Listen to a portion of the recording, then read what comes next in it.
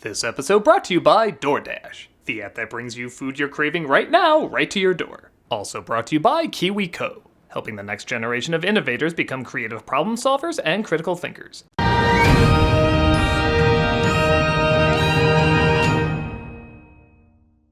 Ladies and gentlemen, behold the outcast, the creepy and depraved, the bizarre creations not meant for the normal world. Embrace the twisted weirdness of freak show cinema! If you were to read the script for 1999's Mystery Men, you wouldn't think it would be in a segment like this. Usually we talk about films that are dark, strange, and ridiculously bizarre. But from a writer's point of view, Mystery Men sounds like a standard superhero comedy of the 90s. It even has 90s comedic staples like Ben Stiller, Janeane Garofalo, Hank Azaria, Greg Kinnear, William H. Macy. Jesus, Kel from Kenan and Kel is in it. There's no question what kind of standard 90s comedy this was supposed to be. What we were given was a weirdly shot, oddly designed, bizarrely color-coded light comedy, except when it would go out of nowhere dark and freaky. This feels like a movie that had 5 different ideas of what the final product was supposed to be. Just look at the advertising. You can tell even they were struggling with what kind of identity this movie was supposed to have. The actors were constantly improvising to make it funnier. The director admitted he didn't like the script and planned to go back to commercials after it was all over. And most people don't even realize it's based on a popular comic of the time called The Flaming Carrot. I read The Flaming Carrot. I had no idea it was based on that. It was so loosely connected. Though it bombed pretty hard at the box office, the film has been getting a bit of a resurgence over the years. Not just because of how strange it is, but I do stand by the comedic writing in this is pretty clever. I'm not sure if that was the script or people improvising, but there are a lot of funny scenes. The police said it was an accident. He'd come home late one night and fell down an elevator shaft onto some bullets. You do have to ask though, is that enough to make it a good movie? Like a lot of strange films that do things unconventionally, that's not always the easiest question to answer. But maybe we can take a closer look to find out. The film centers around a group of Z-list superheroes. The Shoveler, played by William H. Macy, the Blue Raja, played by Hank Azaria, and Mr. Furious, played by Ben Stiller. Though they try to save the day, they often make things worse and have to be bailed out by the city's real superhero, Captain Amazing, played by Greg Kinnear. He's covered with endorsements and cares more about his image than crime because he did too good a job defeating all the supervillains. So he breaks out his arch-nemesis Casanova Frankenstein, played by Geoffrey Rush. By the way, the comic's creator swears this villain was chosen solely for the name. Who outwits Captain Amazing and captures him. Thus, it's up to our would-be heroes to save the day. They recruit other pathetic supers, including the Spleen, played by one of Paul Reubens' many attempts at a comeback, the Bowler, played by Janeane Garofalo, and Invisible Boy, played by Kel Mitchell, who can only turn himself invisible if nobody's looking, so he has no idea if he can actually do it. Now, your first thought may be, oh my god, not another superhero satire. Keep in mind though, in 1999, clever commentaries on superheroes, at least in TV and movies, was not that common yet. Even the ones that were successful were marketed more towards kids. The Tick, Darkwing Duck, even Blank Man was marketed more for teens. So the idea of this great deconstructing of superhero tropes through dark and twisted storytelling simply wasn't a thing yet. But hear me out, Mystery Men might have played a part in it becoming a thing. Don't get me wrong, I think something like The Tick is put together much better, but there are several elements in this bomb that I wouldn't be surprised to discover were borrowed for several successes. Captain Amazing, for example, is essentially Homelander. He's egotistical, he'll let people die to make himself look good, he's the epitome of commercialism, he even kinda looks like the guy. To know that the companies that make these fine products want me to be their spokesperson, their voice. The idea of a superhero comedy looking more dark and gritty as opposed to bright and colorful is a quality you would see in films like Kick-Ass and Watchmen. Even the idea of second-tier superheroes cleaning up the mess of the original superheroes has a familiar Invincible or Venture Brothers feel to it. Hell, being unconventionally weird just for the sake of being unconventionally weird, you can connect to a lot of superhero movies nowadays. But that last part might be why a lot of people don't get into it that much. Just look at how the film starts. I'm sure the script says it's a bunch of criminal masterminds robbing a senior center. Okay, sounds simple enough, but look at how they show it. What the fuck am I looking at right now? And it's not like this builds up to a punchline. This is just what's going on before the bad guys break in to rob them. I have no idea what this is supposed to be. When the fight sequence starts, it's shot, I guess, like your typical odd fight sequence with a lot of handheld cameras, extreme angles, and wide lenses. But when the fight is over, you realize the whole film is shot like this. It's always handheld, most of the angles are extreme, and almost every shot uses a wide lens. Now here's the thing, there's plenty of films that do this and it works. Directors like Terry Gilliam have told wildly surreal stories that should be told in a wildly surreal way. The style often helps the film. I don't think this style helps the film as much as distracts from it. When The Tick first got its live-action series, it had a similar problem. They got a bunch of weird, distorted shots, but that's not what made The Tick funny. The Tick was funny because it was asking what if superheroes lived in the real world. So it was drawn like the real world, there just happened to be superheroes in it. The absurdity was emphasized by how much the weird stuff stood out against the normal stuff. But in this film, everything's weird, resulting in sometimes the comedy being lost. This image of the shoveler returning to his suburban home with his normal wife doing the dishes is pretty funny. But look at the shots it changes to out of nowhere. Oh, no. You're a good husband and a good father. But that's all. Am I watching ASMR? What is this? Maybe the strangest shot is when a device is used to turn henchmen against each other. All they're supposed to do is bicker and fight each other. Again, something that should be pretty easy to shoot. But the camera is placed on the floor and each henchman bends down to look at it. At least with the other shot, it's the point of view of the people talking. I have no idea what the mindset was for this. It's so bizarre. One of the scenes I'm most torn on is the death of Captain Amazing. Again, the setup should be pretty simple. He's strapped to some kind of death ray and our bumbling heroes push the wrong button, killing him. Your first thought may be his head explodes or he turns into a skeleton. You know, something quick to get the biggest laugh. But no, this is how he's killed.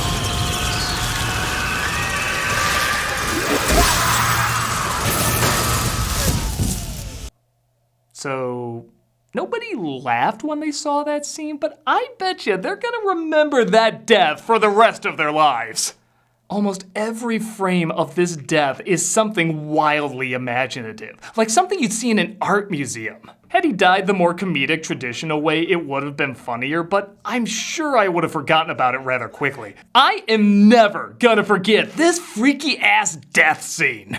But okay, it looks like I'm really ragging on the movie when I said there was good stuff about it. So what is some of the good stuff? Well, it's brought to you by this. Who says you need a segue? What's in the box? Would you really like to know? Yes! It's KiwiCo. What's that? KiwiCo is defining the future of play by making it engaging, enriching, and seriously fun. Tell me more with the talking! It's super cool, hands-on projects and toys designed to expose kids to concepts in STEAM. I love video games! Not that STEAM, it's science, technology, engineering, art, and math. Oh, that's still cool! And are a great resource for learning at home. Each monthly crate is designed by experts, including industrial designers and ex-aerospace engineers, which are tested by kids and teaches new themes through hands-on learning and fun. 1,000+ hours goes into developing every single crate. I want the thing you just said! Good, because KiwiCo offers 8 subscription lines, each catering to different age groups and personal family experience with KiwiCo crates. From toddlers to teens to even adults. I tried this myself and I have to admit, I had a real good time with it. Me want good time! Who are you anyway? Oh, it doesn't matter because we have a special offer. If you go to kiwico.com/nostalgiacritic, you can get 50% off your first month. That's kiwico.com/nostalgiacritic to get 50% off your first month. I want to have fun and learn! And you can, strange caveman talking person, with KiwiCo. Entertaining and educating are equal priorities. But me can't do that on empty stomach! You're the worst roommate ever, but luckily if you look inside the box, you'll see there's even more. Like DoorDash. DoorDash's app! How can delivery business fit inside box? I don't know, I just wanted you to stop talking, but I can tell you a lot about DoorDash. Did you forget that one thing at the store? Now you can get snacks, drinks, and household essentials in 30 minutes with DoorDash. I like it! Shut up. DoorDash connects you with restaurants you love right now and right to your door. And now you can get grocery essentials you need with DoorDash too. Get drinks, snacks, and other household items delivered in under an hour. What's in the box? We just did. Ordering is easy. Open the DoorDash app, choose what you want from where you want, and your items will be left safely outside your door with the contactless delivery drop-off setting. With over 300,000 partners in the US, Puerto Rico, Canada, and Australia, you can support your neighborhood go-tos or choose from your favorite national restaurants like Popeyes, Chipotle, and the Cheesecake Factory. Is there special offer? Other one had special offer. Indeed, early 80s henchman cartoon voice. For a limited time, our viewers can get 25% off and 0 delivery fees on their first order of $15 or more when you download the DoorDash app and enter the code Nostalgia2021. That's 25% off and up to $10 value and 0 delivery fees on your first order when you download the DoorDash app in the App Store and enter the code Nostalgia2021. Don't forget, that's code Nostalgia2021 for 25% off your first order with DoorDash. Subject to change, terms apply. Now I can learn, play, and have good meal. As long as you never talk to me again, I'm okay with Who that. are we? What's our backstory? Where did we come from? I don't want to stay here to find out. Me sad at satirical turn of events. I'm totally getting that thing. I haven't at this time been told I'm advertising yet. Moving on.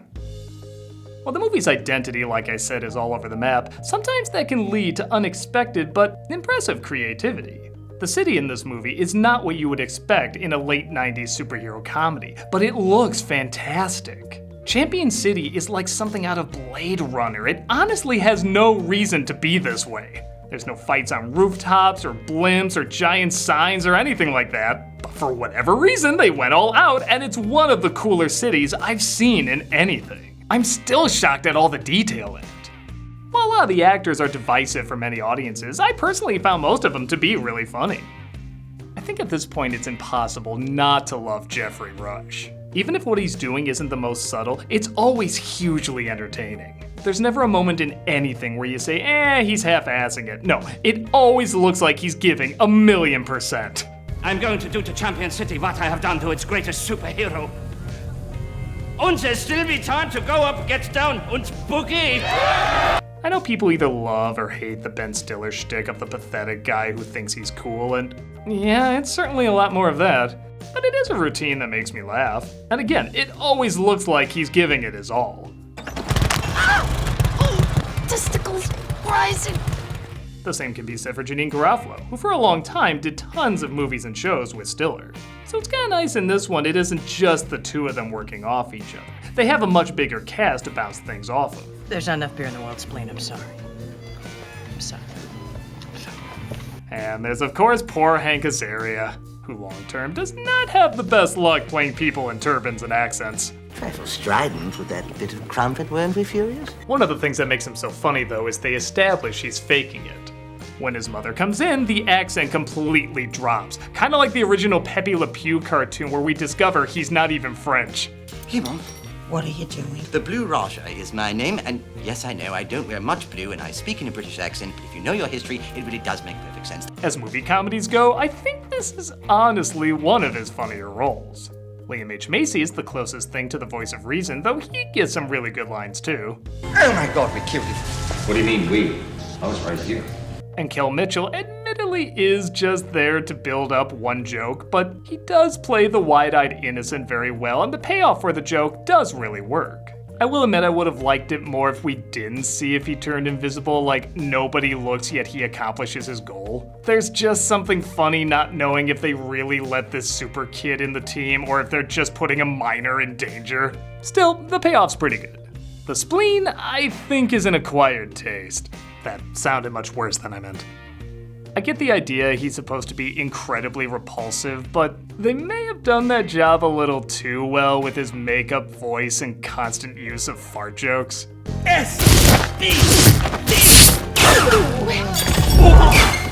But I will admit, when I saw this in the theater, his scenes did get the biggest laughs, so I guess it's just personal preference. Weapons check. It'll do. By far my favorite character, though, is the Sphinx. The wise guru who sounds like he's saying words of wisdom when it's really total nonsense. To learn my teachings, I must first teach you how to learn. He goes right up to the point of being, confusing. He becomes so predictably pretentious that they start finishing his deep backwards riddles. Until you learn to master your rage Your rage will become your master? That's what you were gonna say, right? Not necessarily. And he does have the line that hands down I've quoted the most from this movie. You dress in the manner of a male prostitute. That will never not make me laugh. Oh, did I say this cast was divisive? How about Dane Cook, Eddie Izzard, Artie Lang, Michael Bay, and Smash Mouth to top things off? Yeah, it wasn't Shrek that gave us All-Star like a lot of people think, it was actually Mystery Men. But the film did so poorly they used it again in Shrek, making it last a long time. So thanks for that. The movie also randomly has a surprise lean towards non-violence. And yes, I did say surprise because it only happens in the last third. When they go to get gadgets for the big climax, they discover none of them actually kill anyone. The creative ways these weapons take people out without actually taking them out involves a ton of imagination and, you could argue, was a blueprint for the weapons from Spies in Disguise, which also use weapons designed not to kill anybody. And like I said before, a lot of lines are just plain funny. When we split the check 3 ways, the steak eater picks the pocket of the salad man. Just give me the money, Jeff. How about the reason why the obvious alter ego for Captain Amazing couldn't possibly be Captain Amazing? Lance Hunt wears glasses. Captain Amazing doesn't wear glasses. He takes them off when he transforms. He wouldn't be able to see. This barbecue cookout to recruit other heroes is so bizarrely hilarious they even got Doug Jones to play one of the heroes. Yet he's not what steals the show. I am Pencilhead. And I am son of Pencilhead. I want to do everything as enthusiastic as that kid said, I am son of Pencilhead. And like I said, a lot of jokes that are used nowadays for superhero parodies were used here as well. Were they done better in later parodies? Absolutely. Maybe that's why, despite its problems, I can't fully dislike this film. Because if something didn't work, at least it didn't work in a different way. I've seen so many comedies fail doing the same stuff over and over. But not only does this have some really good laughs, when the laughs don't work, it gives me something unforgettably odd. This film should be remembered for being one of the earliest gritty cinematic parodies of superheroes, even if it's not the best one. I'd like to say Mystery Men walk so the boys could run, but it's more Mystery Men stumbled through a handheld shot, got lost in a pointlessly giant city, and got yelled at on the floor by awkward henchmen. So the boys could run. Its problems are obvious, but they're interesting. I've heard so many people go back and forth about whether or not this is a good film, and it's honestly a fun discussion to have. The moments that work are easy to explain. The moments that don't are so hard to put into words because you can't always understand the mindset behind it. It's one of those few movies where I think half of it works, half of it doesn't, but the stuff that doesn't work might be more fascinating. It's like a puzzle I'm never convinced I've finished. Whenever I think I've figured out what's good and bad about it, time will pass and something that used to work will be lame, but something that used to be lame will suddenly work.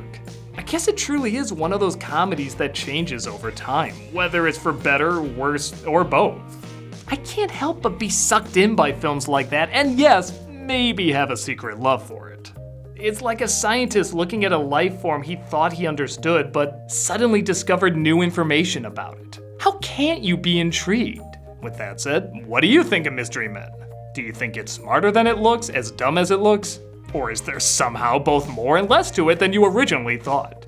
Let me know in the comments and keep the anomaly of Mystery Men alive and, well, enough.